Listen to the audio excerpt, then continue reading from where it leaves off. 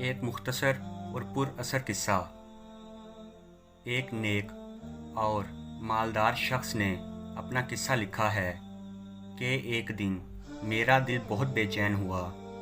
ہر چند کوشش کی کہ دل بہل جائے، پریشانی کا بوجھ اترے اور بے چینی کم ہو، مگر وہ بڑھتی ہی گئی۔ بالآخر تنگ آ کر باہر نکل گیا اور بے مقصد ادھر ادھر گھومنے لگا۔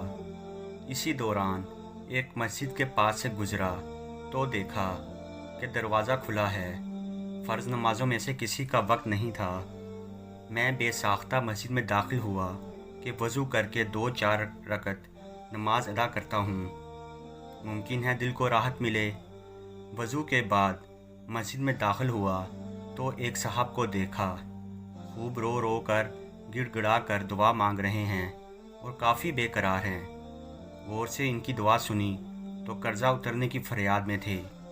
ان کو سلام کیا، مصافحہ ہوا، قرضہ کا پوچھا، بتانے لگے کہ آج ادا کرنے کی آخری تاریخ ہے، اپنے مالک سے مانگ رہا ہوں۔ ان کا قرضہ چند ہزار روپے کا تھا، وہ میں نے جیب سے نکال کر دیے۔ ان کی آنکھوں سے آنسو جھلک پڑے اور میرے دل کی بے چینی کو سکون میں تبدیل ہوتے ہوئے میں نے محسوس کیا۔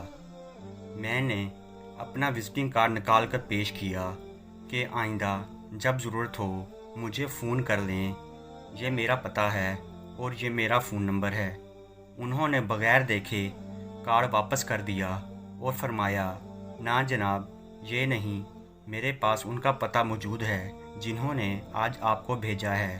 میں کسی اور کا پتہ جیب میں رکھ کر ان کو ناراض نہیں کر سکتا۔ سبحان اللہ۔